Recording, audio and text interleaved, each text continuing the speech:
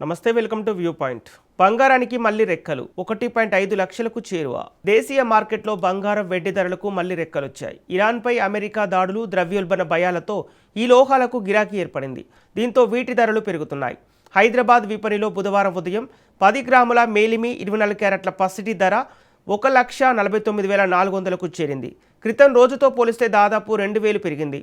ఇక కేజీ వెండి ధర 2.32 లక్షలకు పలికింది. మల్టీ కమోడిటీ ఎక్స్చేంజ్లో బంగారం ఆగస్టు ఫ్యూచర్స్ ధర 1.06% పెరిగి 1.44 లక్షలుగా కొనసాగుతుంది. వెండి సెప్టెంబర్లో ఫ్యూచర్స్ ధర కూడా 1% పెరిగి 2.26 లక్షలుగా కొనసాగుతుంది. అంతర్జాతీయ విపణిలో ఔన్స్ పుత్తడి ధర $4,129 పలికింది. ఔన్స్ వెండి ధర $60 వద్ద ట్రేడ్ అవుతోంది. ఇరాన్తో ఇప్పట్లో చర్చలు ఉండవని అమెరికా అధ్యక్షుడు ట్రంప్ ప్రకటించారు.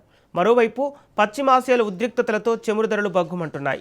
ఫలితంగా ద్రవ్యోల్బణ భయాలు నెలకొన్నాయి. ఈ అనిశ్చిత పరిస్థితుల్లో బంగారం, వెండిలో పెట్టుబడులు శ్రేయస్కరమని మదుపర్లు భావిస్తున్నారు.